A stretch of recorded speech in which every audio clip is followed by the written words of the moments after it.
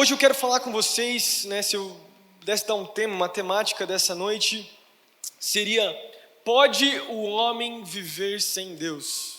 É possível o homem viver sem Deus? Obrigado. É possível ver o homem viver sem Deus? Será que é possível? Eu quero trabalhar com vocês a ideia então de que se você não tem Deus na sua vida, quais são os aspectos da sua vida que são afetados? Quais são os aspectos da sua cosmovisão que são afetados? Isso aqui não é uma palavra normal, mas é uma série um pouquinho diferente, tem mais a ver com como se fosse não é simplesmente uma ministração, que vou pegar um versículo, vou ficar em cima do versículo e vou listar o versículo, e a gente vai citar alguns versículos ao longo da palavra, mas a ideia é que a gente trazer uma temática, a gente conversar um pouco sobre isso, a gente pensar um pouco sobre como nós vemos o mundo e como nós acreditamos em tudo que nós acreditamos. Amém? Vocês estão comigo aí? Então eu queria agora, antes de eu entrar na palavra, eu queria fazer uma oração com vocês, porque eu sei que esse é um tema complexo, é um tema difícil, não é um tema fácil, mas eu sei que Deus quer trazer clareza para nós. Amém? Vamos orar então. Amém. Jesus, obrigado, Senhor, por essa noite. Obrigado pela Tua presença. Deus, que já está aqui entre nós, com um louvor tão especial. O Senhor já falou conosco tanto, Jesus. Que o Senhor possa continuar falando através dessa palavra, através de tudo aquilo que eu for ministrar, for falar. Deus, que a Tua presença possa vir sobre nós e que haja clareza, discernimento, vida sobre tudo aquilo que a gente for trabalhar nessa noite, em nome de Jesus. Amém. Bom, vamos lá. Por que essa temática, se eu fosse abordar então, a gente está falando, a temática aqui é: pode o homem viver sem Deus? Não sei se o Mota está aí, eu estou sentindo um eco bem grande, vocês estão sentindo também? Não sei se o Mota está aí, já avisou? Tá bem, eu tô assim, eu não me escuto direito, parece que eu falo e daí eu ouço uma voz lá de trás, assim, chegando em mim, mas tudo bem. Me desconcentra, eu vou falando, eu vou me incomodando com a minha voz, mas tudo bem. Vamos lá, onde eu estava? Aqui. Pode o homem viver sem Deus? Quando a gente pensa nessa pergunta, pode o homem viver sem Deus? A gente vai abordar a ideia de o sentido da vida do homem. Qual é o sentido da existência do homem? Essa proposta, essa pergunta, eu diria que é uma das perguntas mais complexas e até mais difíceis de a gente trabalhar. Eu diria que essa seria a pergunta dos últimos tempos. No final dos tempos, a divisão ou a maior polarização não vai ser entre direita e esquerda, que é o que a gente está vivendo, inclusive nesse final de semana. Não vai ser entre comunismo, socialismo, capitalismo, não vai ser entre Oriente e Ocidente. Quero te garantir que no final dos tempos, a maior batalha que nós vamos travar é entre aqueles que creem no Senhor Jesus e aqueles que não creem no Senhor Jesus. A Bíblia fala que no final dos tempos, escatologicamente falando, que vai haver uma grande tribulação. E nós como igreja, nós temos uma visão, nós respeitamos outras visões escatológicas, mas nossa igreja, nós temos uma visão muito clara de que a igreja vai passar pela grande tribulação. Existem muitos versículos que mostram claramente isso. E se a gente for entender então que um dia a igreja vai passar por essa tribulação, que vai ser diferente de qualquer coisa que ela já passou na história, isso significa que a grande batalha que nós vamos viver então vai ser entre aqueles que creem no Senhor Jesus e são a luz, continuam sendo luz no mundo, e aqueles que não creem. E não só isso, mas perseguem os cristãos. Sabe que existe perseguição até hoje, nesse exato momento, existem países que a liberdade religiosa não é uma coisa que existe. Muitos países no Oriente Médio, existe uma janela ali de países ali no Oriente que existe muita perseguição e muitos cristãos morrem todos os dias. E essa é algo muito, se você for pensar dessa maneira, é algo que choca a nossa vida, não é verdade? Eu não nasci num país que não existe liberdade religiosa, todo mundo aqui. Eu tive a oportunidade de visitar a Índia alguns anos atrás, a Raquel estava comigo, o grupo do Interns foi lá, e a Índia está entre os 10 países, se eu não me engano é o 10º país com mais perseguição religiosa no mundo. A região que a gente estava ali era uma região relativamente pacífica, os turistas podem entrar lá, sim, cristãos podem entrar, o que você não pode, na verdade, é pregar.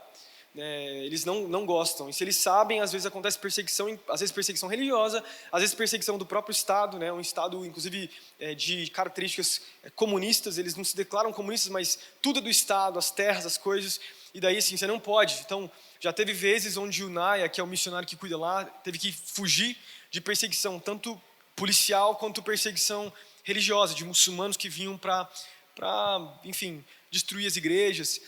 Mas a gente não vive isso aqui. Nós não vivemos isso aqui, né? E o ponto é, será que é possível a gente viver sem Deus? E o nosso mundo hoje, a gente pode dizer hoje que nós vivemos esse mundo pós-moderno. Eu preguei no culto há umas 2, 3 semanas atrás, e eu trouxe uma linha do tempo de como o mundo foi se tornando cada vez mais distante de Deus.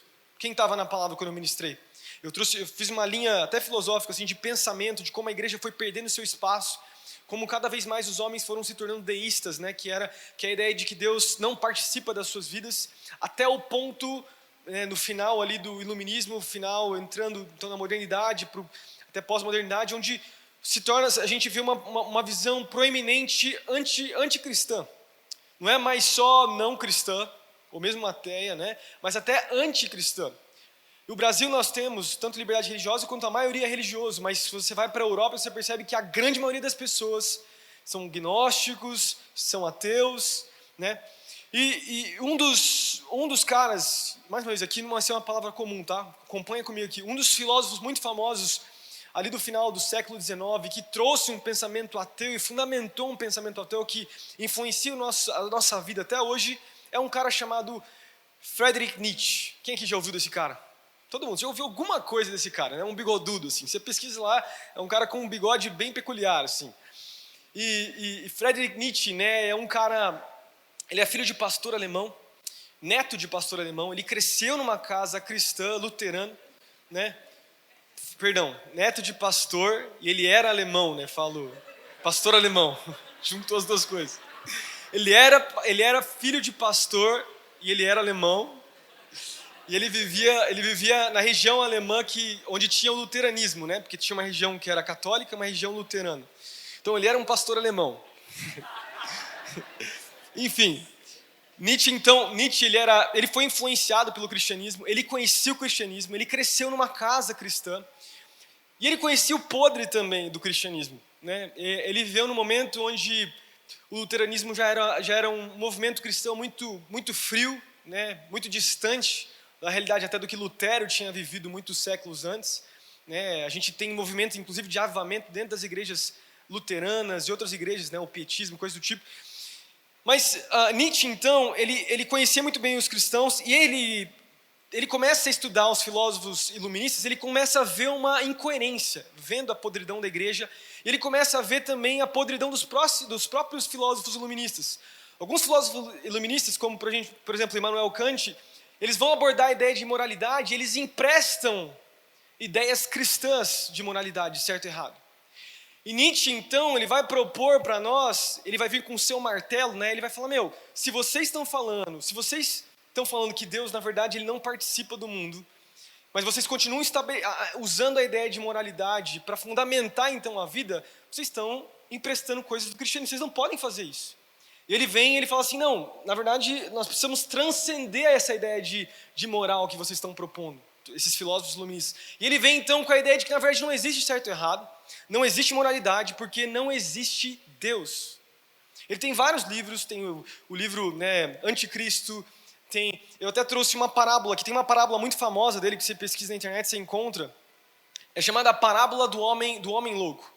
Essa parábola do homem louco é mais ou menos a ideia de um homem correndo com uma lanterna à procura de Deus. E ele diz assim, eu estou à procura de Deus, onde está Deus? Onde posso encontrá-lo? Mas ele diz então, ele se ouve em silêncio. Então Nietzsche continua a história desse homem louco procurando por Deus e nenhuma resposta ele encontra. E Nietzsche chega e ele, de forma brilhante, ele coloca assim no seu livro, para onde foi Deus? Gritou ele. Eu lhes direi, nós o matamos.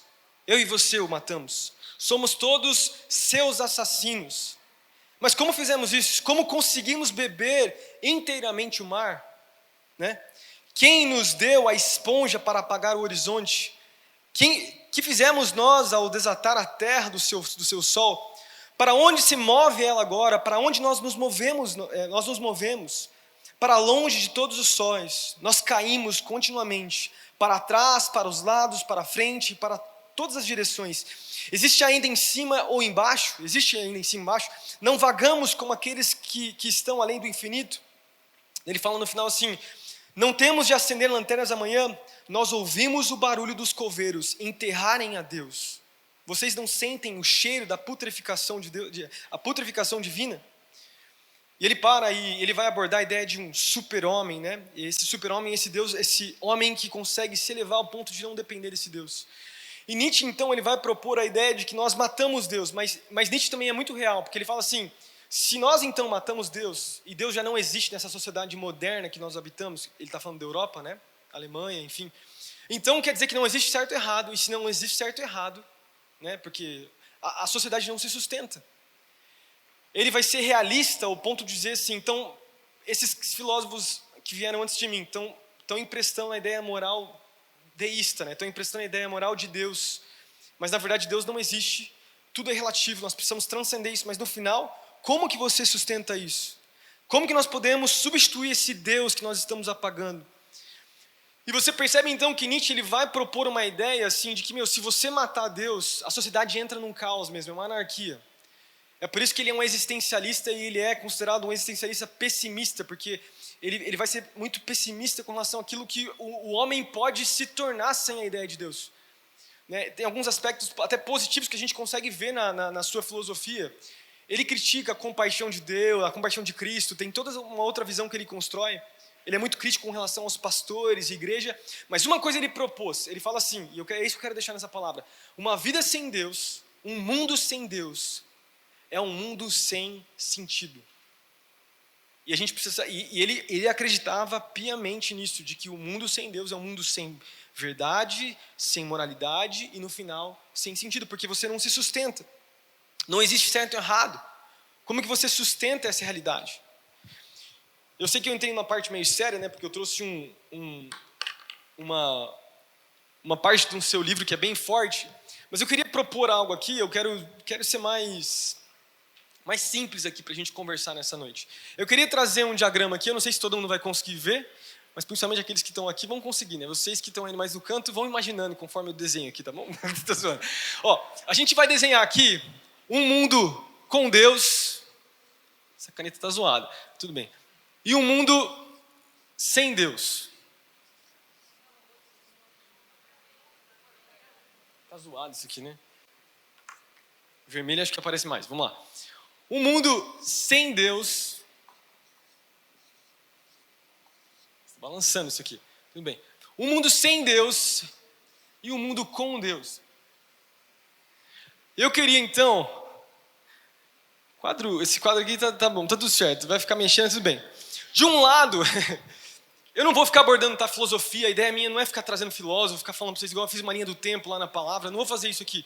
A ideia é a gente pensar no mundo agora sem Deus e um mundo com Deus. Quando você pensa no mundo sem Deus, quando você pensa inclusive na academia, na faculdade onde você estuda, automaticamente uma pessoa que não acredita em Deus, a vida dela é fundamentada no quê? Eu diria, na ciência. Enquanto que a vida de um cristão, ou mesmo de uma pessoa que crê em Deus, é uma vida fundamentada na fé. Isso. Isso mesmo, é uma vida fundamentada na fé. As pessoas que não creem em Deus, ou mesmo os ateus ou agnósticos, vão falar que a nossa fé na verdade é puro misticismo, né? Vou colocar aqui. Mas o que não é, nós sabemos que a nossa vida é pautada na fé. Agora, dos ataques que a gente vai ver como cristãos, que essas pessoas muitas vezes vão fazer a nós que somos cristãos, é o quê? Que a fé, e para eles é misticismo, é contrária ao quê? À ciência. Não tem como você conciliar. Mas isso não é verdade. A proposta daqui da noite, a gente não vai falar sobre ciência. Vai ter uma noite onde a gente vai conversar, eu e a Ana, a gente vai trazer aqui, vamos falar sobre o pilar da origem, vamos falar sobre o pilar da ciência, que a gente vai conversar sobre isso, tá? A proposta não é falar sobre ciência, mas um dos ataques que a gente tem, então, daqueles que não creem em Deus, para aqueles que creem em Deus, é que a nossa fé é uma fé cega, a gente não pode juntar ciência e fé, mas isso não é verdade. Porque muito do que a minha Bíblia e a sua Bíblia, que nós encontramos aqui, são fatos históricos documentados e existem evidências plausíveis, a maioria das coisas. O que acontece é que muitas coisas são teorias, porque também, até mesmo em visões, eu falei isso na última palavra também, né? Existem visões científicas que são também teorias, né? E o que acontece, que é a confusão que muitas vezes acontece, é que a ciência ela se preocupa em responder algumas perguntas. Ela se preocupa em responder o como, o onde e o quando. Enquanto a fé, uma visão cristã, a nossa Bíblia mesmo, ela não se preocupa em realmente responder essas três perguntas. O que ela se preocupa em fazer? Essa está melhor, será? Vamos ver. Ela se preocupa em responder o que, ou mesmo, na verdade, a principal pergunta é o porquê. Vão imaginando aí, porque vocês não estão conseguindo ler, mas tudo bem. Faz de conta que vocês estão vendo. Então, a ciência ela se preocupa em responder essas três coisas, como, onde e quando, enquanto a visão cristã, ou mesmo a Bíblia, né, uma visão cristã vai tentar responder o porquê. E uma das coisas que a gente mais pode prestar atenção olhando para a vida humana, para os seres humanos, é que a maioria das perguntas que os seres humanos fazem não tem a ver muito com o quando ou como, e sim o porquê. Por que nós estamos aqui? E a verdade mais clara é olhando para os meus filhos, tá? Meu filho, ele entra no carro e ele pergunta, papai, como que o carro funciona? Não, ele pergunta, papai, a gente está chegando? Papai, e é umas 600 vezes, tá? A gente está numa viagem de meia hora, tá? É umas 500 vezes que ele vai me perguntar, papai, está chegando, papai, tem comida? Daí, quando você dá uma resposta, olha, estamos chegando, ele vai falar, por quê? Por quê? Por que isso? Por que aquilo? Por que isso? E você percebe que o ser humano, na maioria das vezes, a pergunta que vai pautar a sua vida não é principalmente o como. O que vai direcionar a vida do ser humano é a pergunta por quê? Por que eu existo? Por que eu estou aqui? Por que eu faço o curso que eu estou fazendo? Por que eu estou nesse trabalho? Por que eu estou no relacionamento que eu estou? Por que eu estou nessa igreja? Por que eu estou na minha célula? Porque a pergunta por quê é a pergunta mais profunda que o homem faz. E se você for olhar, inclusive, em termos até filosóficos, na história da humanidade, você vai perceber que a pergunta mais debatida é exatamente a ideia de por quê? Por que nós estamos aqui? E a visão cristã, ou mesmo na Bíblia, ela se preocupa principalmente e de maneira teológica, em responder para nós o porquê nós existimos, para que nós existimos. O como sim está envolvido, mas principalmente nós temos o porquê. Porque a Bíblia é muito mais do que mera história, tá? Nós temos livros que são chamados livros históricos na Bíblia. Mas a fundamentação bíblica ela não é não é um versículo, não é um livro histórico, é um livro teológico de um Deus pessoal que cria os seres humanos e se envolve com os seres humanos. Dá para entender?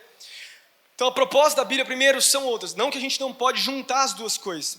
Então voltando aqui para a nossa proposta, de um lado, para aqueles que não creem em Deus, a gente tem normalmente uma visão evolucionista. E na visão que acredita em Deus, nós temos o criacionismo. Não posso errar porque senão fica feio aqui, né? Uma visão criacionista. E eu não vou falar hoje sobre criacionismo, evolucionismo, provar nem nada disso, não é a proposta da noite. Mas você percebe que uma visão que é pautada no materialismo, no naturalismo, né, ou no ateísmo, ela é fundamentada principalmente numa visão evolucionista, enquanto a visão cristã é uma visão criacionista. Uma visão criacionista. E mais uma vez, a Bíblia não se preocupa em responder todos os comos, quandos, né, e onde. Ela se preocupa em responder os porquês. E você percebe já na proposta da origem do universo, da origem de todas as coisas, do início do mundo. Você vai perceber que existem cristãos que creem, por exemplo, na terra nova, na terra jovem. O que é isso? Que os dias ali de Gênesis são dias literais, que são dias igual aos nossos. E que Deus ele fez cada dia, né, nos dias humanos mesmo. Tem cristãos que creem no criacionismo, mas creem na ideia de uma terra velha. O que é isso? Que os dias não são literais. Assim como Pedro fala, né, que 1000 anos para Deus são como um dia. Né? De que, na verdade, essa proposta que que nós temos então ali do início do mundo, na verdade, são vários anos que se passaram para que o mundo fosse formado. Eu mesmo não tenho nenhuma visão concreta, mas nós temos bons cristãos piedosos que são crentes de verdade, que divergem nisso. Tem cristãos também que creem no evolucionismo. Apesar de eu discordar completamente, tem cristãos que também conciliam a visão evolucionista com a visão cristã. De que Deus ele criou então os bichos, enfim, eles foram evoluindo, até que as espécies se dividissem. Eu pessoalmente tenho uma visão oposta a isso, mas tem cristãos também que creem nisso. Agora, por que a gente tem essas diferentes visões religiosas, visões da origem? Porque a Bíblia não se propõe a definir isso propriamente.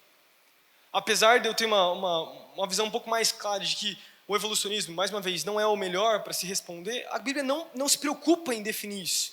Agora, por que eu acho que o criacionismo é o melhor?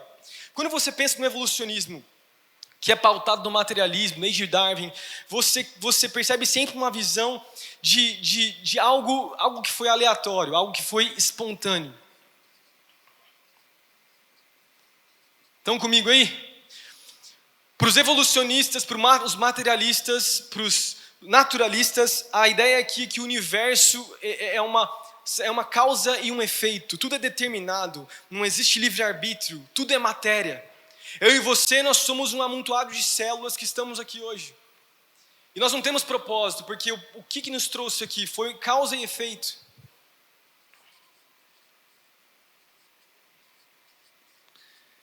No final, o homem ele está progredindo.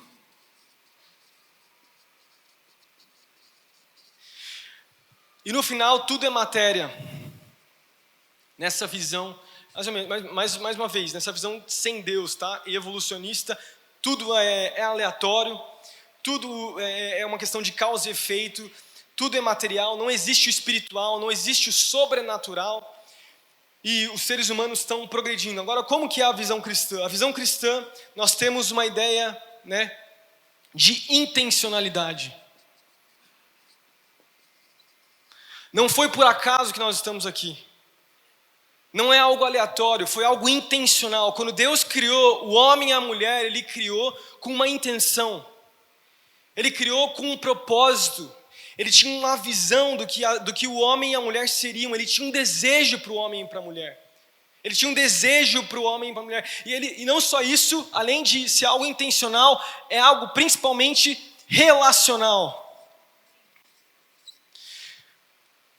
Por quê? Porque quando Deus criou o homem e a mulher, Ele criou para caminhar com Adão e Eva e para que seus atributos fossem distribuídos para o homem e para a mulher. Para que ele andasse, caminhasse e vivesse com eles. Tanto que depois, quando o homem sai, por causa da consequência da queda, ainda assim a história da narrativa cristã, a narrativa bíblica, a gente vai ver depois da queda, é Deus tentando, muitas vezes, se relacionar com o homem e o homem falhando com Deus, mas mesmo assim Deus tendo misericórdia e graça e indo atrás do homem até o ponto de Deus enviar seu próprio filho para morrer pela humanidade, para enfim o homem ser reconciliado com ele. Mas você percebe então que a criação ela é relacional, ela tem a ver com uma escolha. Então, não sei se ficou claro que a gente percebe que existe uma diferença muito clara entre uma visão com Deus e uma visão de um mundo sem Deus. Uma ideia de um mundo sem Deus, uma visão sem Deus, uma visão de algo aleatório, algo que é por acaso. Na verdade, tudo é determinado, mas em certo sentido você não está no controle. E por que isso é contraditório para mim? Tudo aquilo que sai, tudo aquilo que é aleatório na minha vida e na sua vida nós não gostamos, é ou não é verdade? Você gosta de ver algo que é aleatório? Algo que sai do controle? Algo que você não está esperando? Quando uma família, recentemente, um amigo muito próximo meu, de um pastor, inclusive fui pregar umas 3, 4 semanas atrás, o Caio, que é como se fosse o pastor da mídia lá da Lagoinha, Niterói, ele faleceu, 28 anos de idade, o rapaz. Eu fui pregar uma semana antes dele falecer. Comi com o Bernardo, junto com a mãe do Bernardo lá, a gente orou pela situação. E foi do nada, assim. No início do ano ele começou a ter muita dor de cabeça, começou a ter muito mal-estar, começou a passar mal, ninguém entendia, começou a ter depressão. Daí descobriu um tumor que era maligno, né, na cabeça dele. E daí fizeram uma cirurgia, removeram o câncer. E depois que removeram o câncer, ele pegou uma bactéria. E ele lutou com essa bactéria, ele pegou mais uma. E no final ele pegou 4 bactérias. Até que ele ficou 3 meses na UTI, não aguentou e acabou falecendo. Não foi nem por causa do câncer, foi por causa da bactéria que ele pegou no hospital. Mas você percebe que numa situação como essa, quando a gente não tem controle, quando não é algo intencional, o homem, ele não está preparado para isso. O homem não quer viver em algo aleatório. O homem, ele precisa de um Deus que tem uma intenção para ele. E mesmo quando as coisas saem do controle, né, saem como essa doença que eu acabei de falar para vocês agora, o homem vira para Deus, né, o homem que não tem Deus, ou que tem uma má compreensão a respeito da soberania divina, por exemplo, ele olha para Deus, ele culpa Deus. Mas nós que temos o entendimento certo, a gente sabe, eu vou falar mais sobre isso daqui a pouco, que as doenças, o sofrimento que nós vivemos, vem porque nós temos um anseio de um lugar perfeito. Nós temos um anseio da eternidade. Nós temos um anseio pela vida após a morte, você percebe? Mesmo um ateu, ele não quer morrer. Ninguém quer morrer. O ser humano, ele, ao mesmo tempo que ele de alguma forma, ele luta com essa ideia da existência de Deus, ele quer ao máximo se distanciar da morte. Ele luta para não morrer. Toma remédio, faz de tudo, porque nós não fomos criados para morrermos. Quando Deus criou Adão e Eva lá no jardim, a Bíblia diz que tinha lá a árvore do conhecimento do bem e do mal, e tinha uma árvore chamada a árvore da vida. E o homem comia daquela árvore, ele se relacionava com Deus. E todos os indícios teológicos, todos os comentaristas bíblicos vão falar que o homem vivia eternamente. De que não era para a morte acontecer na vida do homem. Porque a morte não era algo natural, o sofrimento, a dor, até a ideia dos animais, os animais estavam juntos. Por isso que o livro de Apocalipse vai falar que no final de tudo, quando Jesus voltar, o leão vai se sentar junto ao cordeiro. Porque vai acabar o sofrimento, vai acabar a dor. Então o homem, sem o entendimento correto, ele, de alguma forma, ele tem um anseio dentro dele por algo que vai além dessa vida. E essa intencionalidade, Deus ele criou com uma intenção, ele planejou, ele se relaciona. E ele existe, né? O homem existe para se relacionar com Deus, para que então o propósito divino seja estabelecido na vida do homem e o sentido da vida do homem seja estabelecido. Esse é o pilar que nós estamos abordando aqui hoje. Estão comigo aí? Deu para entender um pouquinho do que eu estou falando? Eu já volto aqui para o meu desenho horrível, mas tudo bem. Para o nosso quadro aqui. A gente vê então, né, depois de Nietzsche, que caminhou ali no final do século XIX, no início do século XX, a gente vive um momento diferente agora. Né? Hoje o ateísmo que nós enfrentamos muitas vezes, mais do que simplesmente ser pessimista, é um ateísmo muitas vezes anticristão, é isso que nós enfrentamos hoje. Mas eu queria deixar nessa noite, para a gente estruturar a palavra e debaixo desses pontos sobre o sentido da vida, eu queria deixar 3 pontos para nós nessa noite, sobre por que a nossa visão cristã, a nossa cosmovisão cristã, é logicamente impossível você construir uma visão de mundo sem Deus, distante de Deus. Por que é impossível você entender o mundo, você entender a sua vida sem a perspectiva divina te encontrando e se relacionando com você? Beleza? Então a gente vai falar sobre 4 implicações rápidas aqui para nós e daí a gente vai finalizar. Primeiro, se Deus não existe, isso aqui eu já ministrei antes aqui, é impossível construir uma lei moral absoluta, que foi o que Nietzsche falou.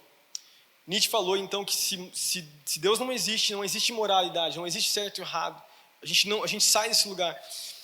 O livro de Romanos, eu li isso na minha palavra, Romanos capítulo 2, versículo 14 e 15, o livro de Romanos, Paulo deixa para nós que na consciência do homem existe um certo e errado.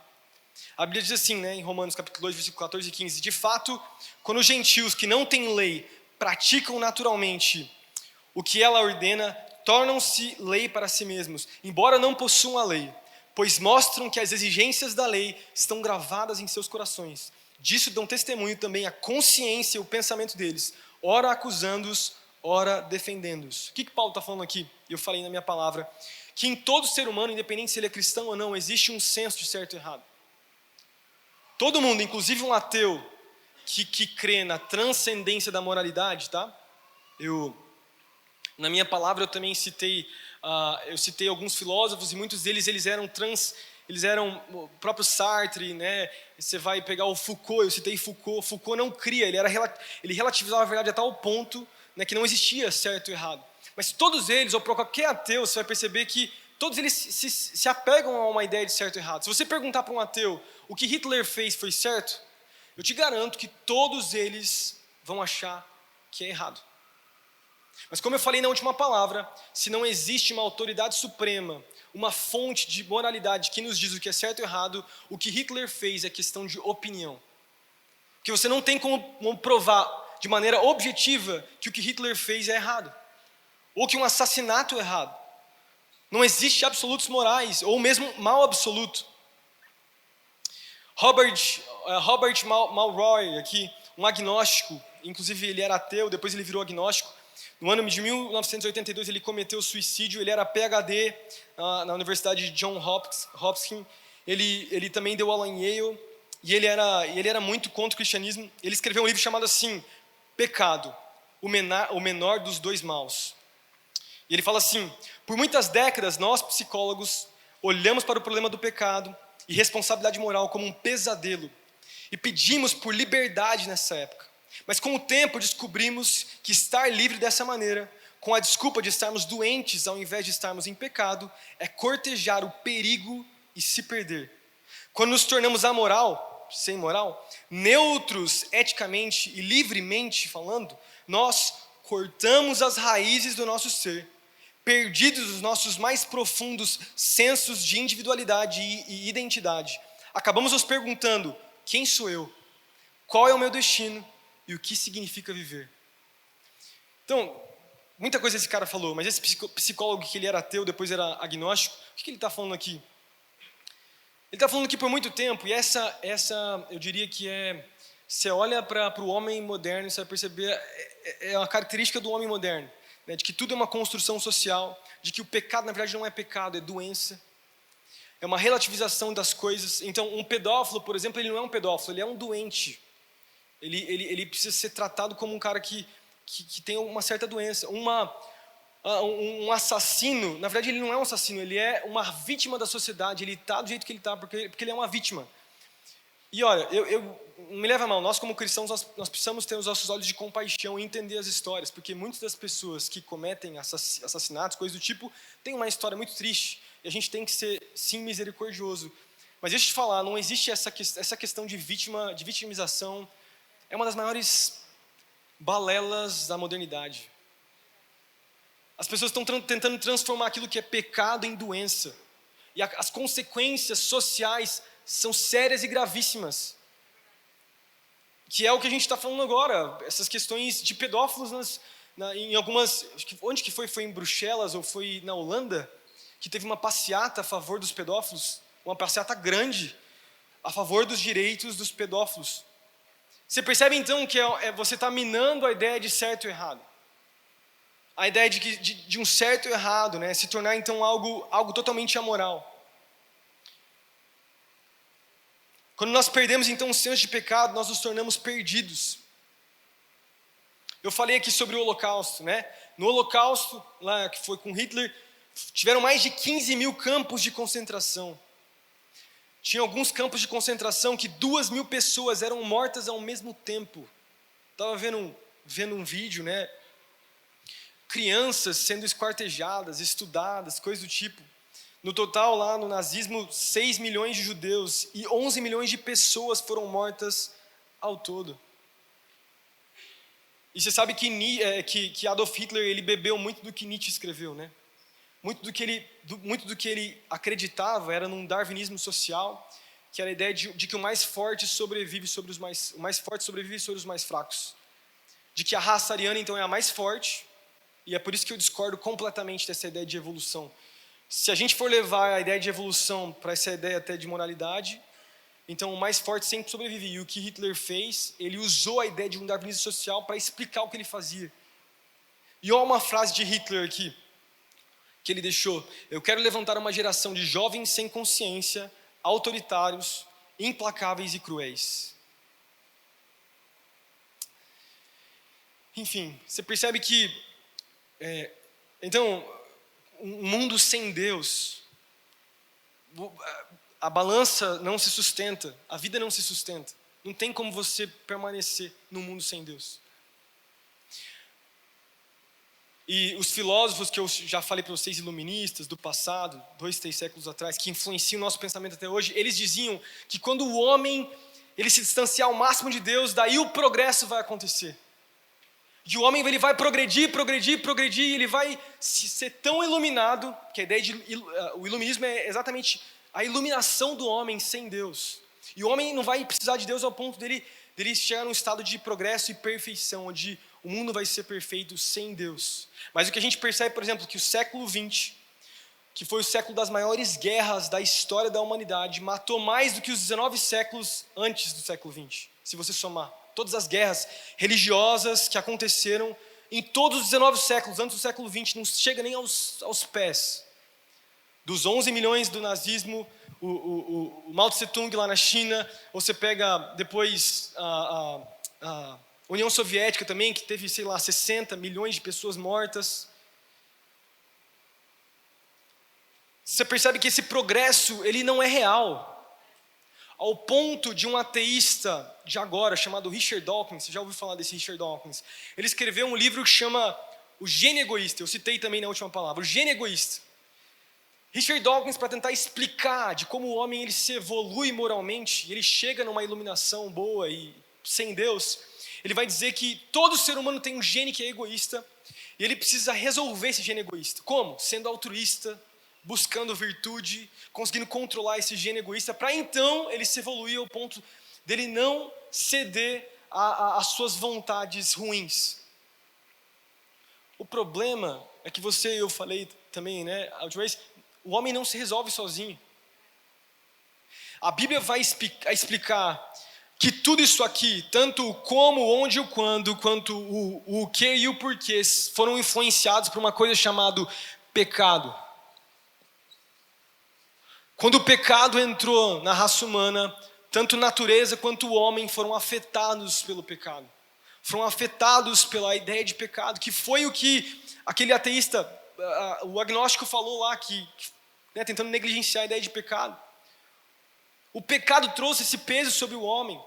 E se o homem, esse progresso que o homem tanto clama, ele não consegue, tanto que a gente olha para o nosso mundo hoje, e a gente analisa, outros sistemas antigos, antes do nosso, feudalismo, monarquia, coisa do tipo. Nenhum sistema foi perfeito e nenhum vai ser. O homem ele tenta resolver o problema do pecado, com todas essas coisas. Ele tenta resolver de maneira política, de maneira econômica, tentar resolver um problema do homem. Mas no final, eu já falei isso antes, nós só resolvemos o problema do homem quando o pecado é tratado. Quando a raiz do problema é resolvida, quando o homem é resolvido lá dentro, no coração dele, porque daí o problema do pecado é resolvido. E a maior questão do homem, que é a questão do porquê eu existo, ele enfim consegue entender que ele foi criado, o homem foi criado para se relacionar intencionalmente com o seu Criador, com Deus. Então o primeiro ponto que eu deixei aqui para nós, quanta coisa eu falei aqui, estou lendo aqui. Primeiro ponto, se Deus não existe, é impossível construir uma lei moral absoluta. Segundo ponto que eu queria deixar para nós aqui, sem Deus não existe liberdade. Sem Deus não existe liberdade. Tem um filme muito famoso, Eu, Robô. Quem já assistiu Eu, Robô? Todo mundo já assistiu Eu, Robô? Você lembra que a história, A história é a ideia dos robôs se revoltando contra a sociedade, tem toda uma história. E daí tem um robô chamado Sunny, lembra do Sunny? E o Sunny, ele é o único que permanece bom ali na história, dentre os robôs. E acontece todo o diálogo, toda a história, não vou contar a história aqui, mas tem uma conversa muito legal que o Will Smith tem com o Sunny, porque o Sunny chega no final, ele vira para o Will Smith e ele fala assim, e agora, o que eu vou fazer? A situação foi resolvida, os computadores foram controlados, aquele robô mestre lá foi destruído, e os robôs se veem então em liberdade. E daí o Will Smith vira para o Sunny e ele fala assim: você vai precisar descobrir o sentido da sua vida, Sunny. Olha só que filosófico. Você vai precisar descobrir o sentido da sua vida, Sunny. Isso significa que a partir de agora você é livre. E eu não consigo deixar de fazer um paralelo com a ideia de Deus aqui. Porque até então o Sunny tinha um criador que de alguma forma influenciava ele. Ele não era igual aos outros robôs que eram não eram livres para decidir. O Sunny ele tinha um livre-arbítrio ali, mas ele tinha um criador com o qual ele se relacionava. E a partir de agora, então, o Will Smith fala para ele: olha só, você precisa descobrir o sentido da sua vida sem esse seu criador. Né? Se você foi programado para ver ordens divinas e diretas, você é somente um robô. E você não é livre de verdade. Você só vai ser livre a partir do momento que você se desprender da sua divindade aí. E na visão cristã, não é assim que a gente pensa, é uma verdade. Na visão cristã, nós temos um Criador que não nos controla. Você é livre para decidir. Nós temos o nosso livre-arbítrio, que é a nossa liberdade de escolha. O amor, o relacionamento de amor que Deus tem comigo e com você é com base que Deus espera que você e eu, nós decidimos então ir para a sua presença. Isso chama-se livre-arbítrio. E o propósito original de Deus sempre foi esse. Né? João capítulo 8, versículo 31 e 32, Jesus ele disse lá para a multidão, né, para os judeus, ele fala assim: disse Jesus aos judeus que haviam crido nele: se vocês permanecerem firmes na minha palavra, verdadeiramente serão meus discípulos, e conhecereis a verdade, e a verdade vos libertará. O que Jesus está falando aqui nesse versículo? O que é essa liberdade? O homem sem Deus, ele se sente livre, mas ao mesmo tempo ele se sente tão escravo dos seus prazeres, das suas vontades, desejos e emoções. Agora, o homem com Deus, por que ele é verdadeiramente livre? Porque ele é livre de todos os seus outros anseios. Porque o homem sem Deus, ele sempre vai ser escravo de alguma outra coisa. Ele nunca vai ter essa liberdade que ele tanto procura. A verdadeira liberdade, ele só encontra em Jesus. Por quê? Porque Jesus é um bom mestre, que não nos obriga a nada, mas nos ama e sabe o que é melhor para nós mesmos. O que Jesus faz é nos libertar de nós mesmos. O que Jesus faz é nos libertar dos nossos pecados, problemas, desafios. Então, enquanto o mundo acha que está livre sem Deus, ele continua sendo escravo. Esse século agnóstico que a gente vive, os nossos amigos que estão distantes de Jesus, os nossos professores universitários que são ateus, agnósticos, que falam tanto em liberdade, que não são controlados pela religião. E a gente olha para esse século mais ateu da história do mundo, e a gente vê o século mais depressivo da história, o século cheio de doenças emocionais. O homem nunca esteve tão doente quanto na história. Por quê? Porque Jesus ele não veio para nos escravizar. Jesus veio para nos libertar. Porque o nosso relacionamento, a base do relacionamento com Jesus é o amor. Ele veio para nos libertar e veio para nos amar. E é isso que ele faz, é por isso que a liberdade que Jesus nos dá é uma liberdade plena e real. Amém. Terceiro ponto: se Deus não existe sentido de vida, né? Como que nós definimos a ideia de sentido, né? Há alguns anos atrás, numa noite X, a gente falou sobre a palavra logos. Quem lembra? Não sei se vocês lembram aqui, eu ministrei sobre logos. A gente ministrou, estava eu e o Zenga, a gente pregou sobre isso. No passado, os filósofos antigos da Grécia, sempre eles filosofavam muito a respeito do logos, que é o sentido. Então eles falavam assim: qual é o logos dessa mesa aqui? Para que ela foi feita? Qual que é o propósito dessa mesa? Essa mesa foi feita para ter objetos em cima dela, para que o homem coma em cima dela. Enfim, ela tem um propósito. Se ela não realizar o propósito, o logos dela, ela está perdendo. Ela não está vivendo o seu sentido. E João se apropria desse conceito. Em João capítulo 1, versículo 1, João usa a palavra logos para definir o próprio Jesus. E ele vai falar, né, que Jesus, que ele era Deus, ele veio para estar entre os homens. Para o quê? Para dar sentido aos homens. Porque os homens estão em busca de sentido, nós estamos em busca de sentido. A gente não sabe para que nós existimos, mas quando o homem encontra Jesus, o verdadeiro sentido do homem passa a habitar dentro dele. Qual que é o sentido do homem? É amar o próprio sentido que é Jesus. é amar o verdadeiro propósito que é o próprio Cristo. Você percebe que sem Jesus não existe propósito mesmo. Nessa visão de mundo sem Deus, para que eu existo? Eu sou só matéria, é algo aleatório, eu estou progredindo sem uma intenção, não tem algo intencional para mim. Eu não sei para onde eu vou, eu não sei de onde eu vim. Mas na visão cristã, nós temos um Deus de amor que se preocupa com cada um de nós, que nos ama e tem um propósito, e mesmo nas coisas difíceis que nos cercam, Ele ainda assim diz, eu tenho algo para você. E é por isso que o cristão ele pode olhar para uma morte como a morte do Caio, que eu citei agora há pouco, e olhar para uma família como a família do Bernardo, né? E mesmo em meio à tristeza, se alegrar, porque o Caio não está hoje aqui entre nós, mas ele está num lugar muito melhor.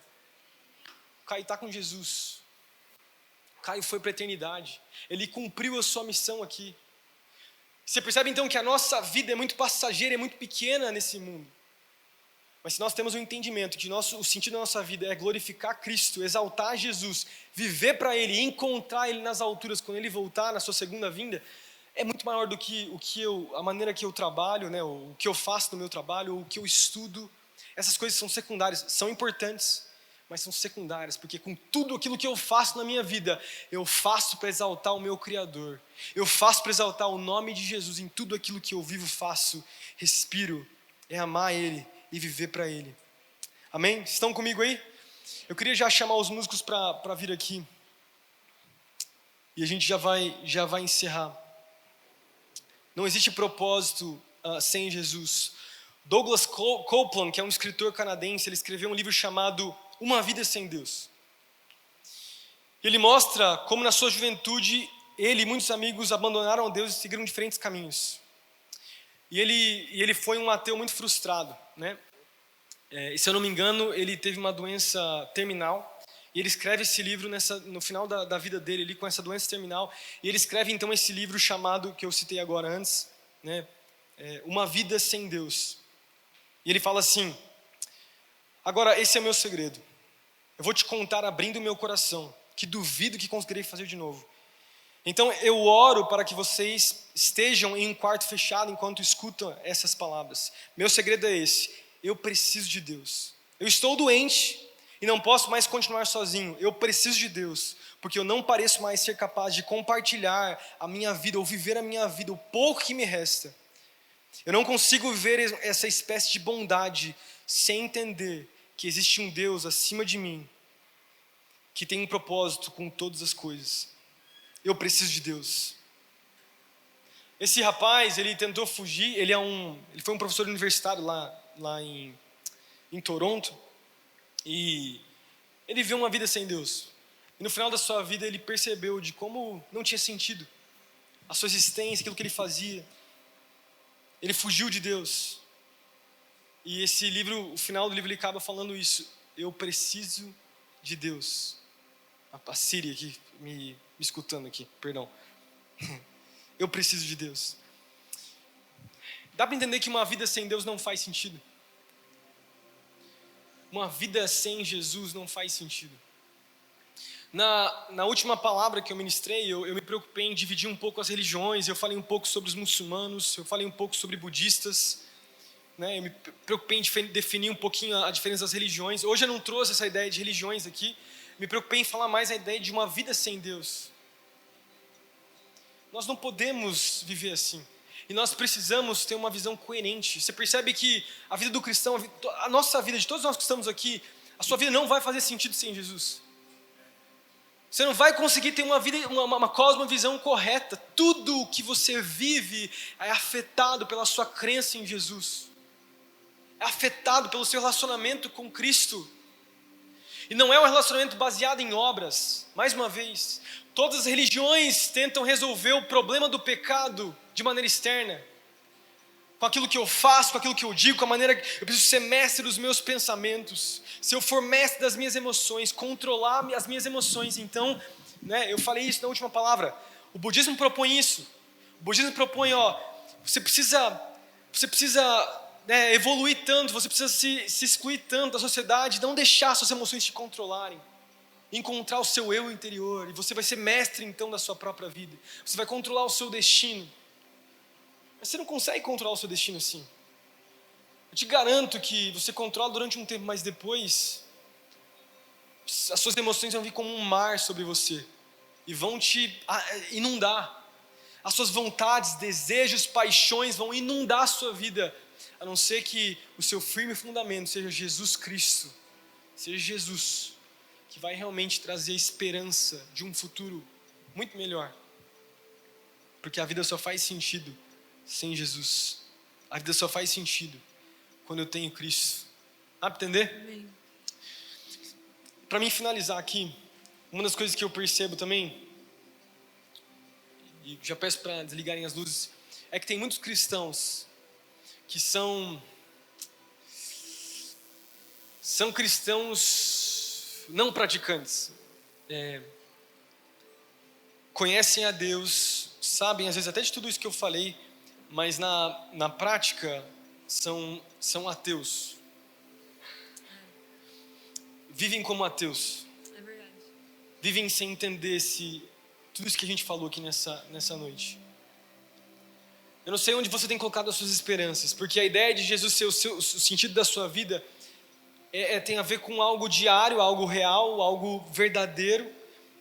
Eu não sei como está, e eu quero ministrar agora, ser mais intencional em me preocupar em edificar você agora, porque eu não quero só dar uma palestra. Eu não sei como está a sua vida, não sei como está a sua história, o que você tem vivido. O que eu creio é que Jesus ele quer nos trazer para a sua presença e falar para todos nós: eu sou o sentido, aquilo que te dá prazer, aquilo que satisfaz o seu coração. Eu queria